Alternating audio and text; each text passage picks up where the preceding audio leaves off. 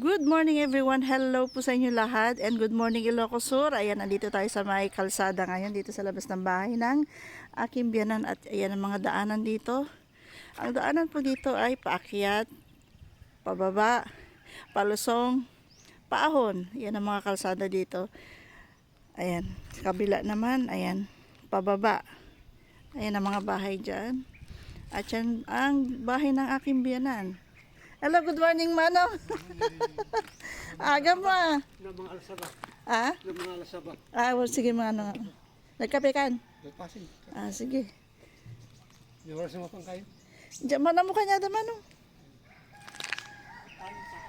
Ha? Tang. Makaring diri. Ay, ng mga lahat. Saan pupunta? Sasama ka? Ay.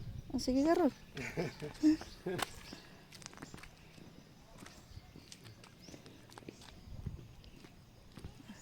Ayan po yung magkapatid. Pupunta sila ng bukid at kukuha ng mga maiuwi doon sa ating pagbalik sa Manila. So ayan po mga kabahayan dyan. Ayan. Ito yung magandang mag-exercise. Akyat, baba, akyat, baba. Ayan. Ang mga malalaking puno dyan sa itaas ng mga kabahayan. Ayan o. Sabi ko nga para kaming nasa gitna ng kabundukan na papalibutan ng naglalakihang mga punong kahoy. Ito sa aking biyanan sa may harapan. Ito po ay puno ng ayan, sampalok. Ayan. Napakalaking puno ng sampalok. And dito sa side naman ay puno ng chiko. Ayan. Pag season ng chiko talaga namumutik-tik ang bunga nito. Namumutik-tik sa bunga at naglalaglagan lang. Doon sa atin, wala kang mapupulot na kahit anong prutas. Dito, napakaraming naglalaglagan. Dito sa lupa na prutas.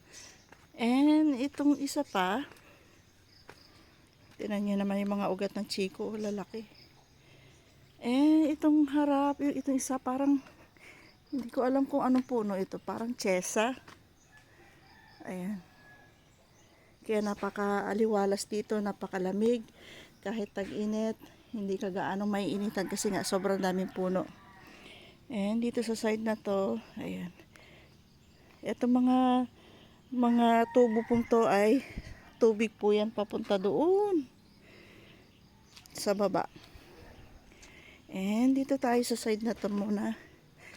Ayan. Tingnan natin yung isa pa. Nakikita niyo po ba yan? Puno ng papaya. At tingnan niyo yung kanyang bunga. Ayan, oh, sobrang dami. May manok sila dito, libre.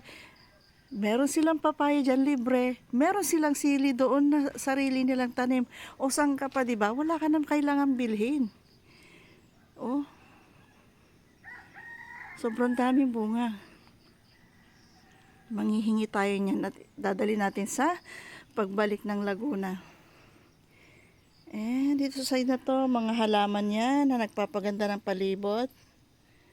Ito. Yan. Hanggang sa side na yan. Doon sa side naman na yon ay ayan. Puno ng malunggay. O, diba? Kung ayaw mo lagyan ng sili yung tinola mo, yan, malunggay, pwede na yan. At meron din silang luya doon. So, wala ka nang kailangan pang bilhin, di ba? Ayan mga kaibigan, oh. Yan ang province life. And dito naman syempre, sa side na to yung kanilang terrace. Ayan. Hindi ko na po ipapakita yung loob ng bahay nila ha. Kasi privacy na po nila yan. Hanggang labas na lang po tayo. So ito yung bahay ng biyanan ko. Ito yung talagang bahay probinsya. Ayan. Dalawang palapag po yan. Ayan, ayan. Malaki tong bahay ng biyanan ko. Halos wala nang pumipirmis yan dahil lahat sila busy. Nasa school, nasa bukid. Ang talagang nandyan lang maghapon ay yung aking biyanan na lalaki. So, ayan pa yung mga halaman dyan. Ayan, hanggang dyan yung sakop ng aking biyanan. So, dito muna tayo sa, ito yung kabilang side, yung papunta ng likod. Ayan, tinan niyo yung bubong ng kapitbahay, oh. Oh. Ayan, ayan. At ito yung sa aking biyanan. O, di ba napakataas ng bahay ng aking biyanan? Nasa, kumbaga tok-tok na ito. Ayan. O, tingnan nyo kung gaano karaming puno. O. So, puntahan natin. Ayan, ang likod ng bahay. Etong puno na to, hindi ko alam kung anong puno. Parang puno na suha. Ayan, oh. Ayun, nakikita niyo yan, mga naglalaglagang suha. At syempre, yung mga alagang manok. Ayan, oh, mga suha, oh. Oh. Walang nangunguha. Kasi lahat naman halos ng bahay dito ay may mga puno ng suha. Ayan, oh, namumutik-tik sa bunga yung mga suha, oh.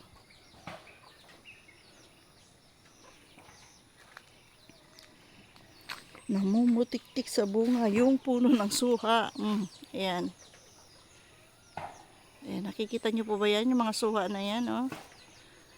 Ang dami. Hanggang doon. Ayan. Yung mga naglalaglagan na yan, nasuha, oh. Ah, langka. Yata ito. Puno na langka.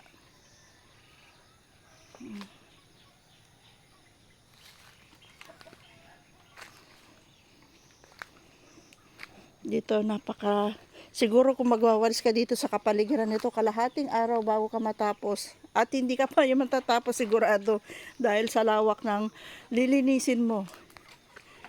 Ayan, ang mga punong kahoy dito sa paligid ng bahay.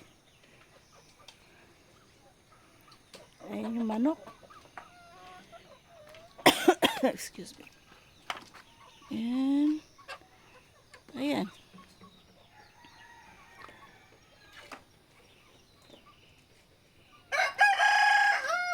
Oh, yan, naririnig yung tilaok.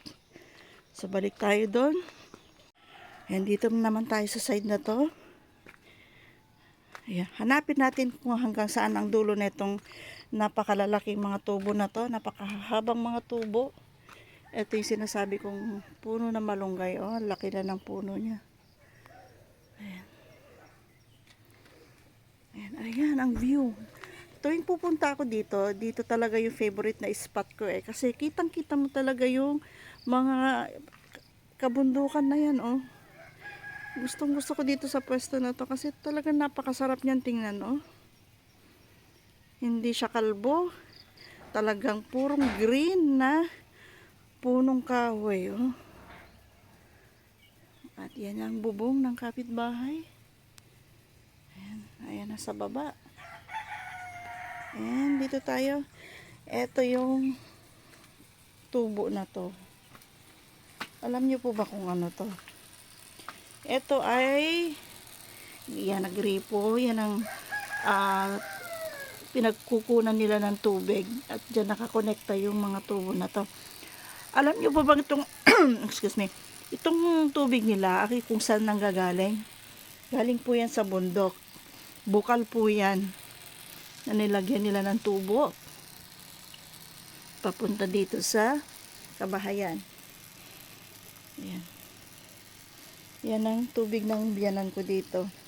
Libreng-libre sila sa tubig. At alam niyo po ba itong tubig na to? Napakalamig. Para kang hindi mo na kailangan gumamit ng yelo para lumabig yung inumin mo. Sobrang lamig na niya. Kagabi, naligo kami. Grabe ang lamig. Para ka naliligo sa ice water. Sa sobrang lamig, sobrang sarap ng tubig. Yan, libre-libre sa tubig. One to sawa, yan. Etong mga to, mga hose na to, papunta yan sa ibabang mga kabahayan. Yung iba dito nag-iigib, yung iba yan naglagay ng hose Ayan pa, ilang hose kaya na nakalagay dito. Ito pa. Hose papunta doon sa kabilang bahay. At hose din doon papunta sa kabilang bahay. At ito yung hose ng aking biyanan. Yan. Pag nakapuno na to, tatanggalin naman ng isa at ikakabit naman ng isa para makaipon sila ng tubig. O diba? Biyaya galing sa kabundukan na bigay ng Diyos sa kanilang pang-araw-araw na pangangailangan. Sobrang libre. Yan ang pamumuhay dito sa probinsya. Napakasarap, napakasimple. And ayan ang likod ng biyanan ko. Wala na kasi masyadong nag-aasikaso dito eh. Ayan, ayan. And ito yung likod ng kusina ng biyanan ko. So, hanggang dyan lang tayo. Hindi na tayo papasok sa loob dahil ano na nila yan. Privacy na nila yan. Hanggang dito lang tayo sa labas. Ito yung kusina ng biyanan ko. Ito. Napakalaking bahay. Halos walang pumipirmis na tao. Sabi ko nga sa atin, sa amin doon, sa Laguna, nangungupahan kami. Pero mga bahay dito, ang lalaki. Pero halos hindi na pumipirmi yung mga tao. Ayan. Ayan. Pahapyaw lang ng kaunti. Ayan ang salas ng biyanan ko. At makikita mo dyan, syempre, yung picture ng mga apo. Dahil proud na proud sila, ayan nakadisplay yung mga ibang picture ng kanilang mga apo na nakapagtapos na. Ayan. At syempre, andun din yung aking anak syempre. Dahil proud lolo, lola. Ayan. Andun yung picture ng aking anak. Yan ang salas ng aking biyanan. May 2 kwarto po yan sa loob at merong kwarto doon para sa aking biyanan. So, ayun lang ang ating house tour. Yan, napakasarap ng buhay dito. Basta masipag ka, hindi ka magugutom talaga. Sobrang simple ng buhay dito sa probinsya.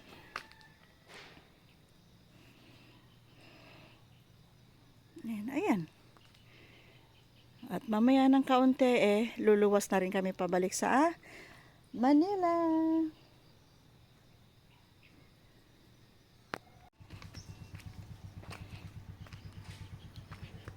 So, yan ang ating pa-house tour.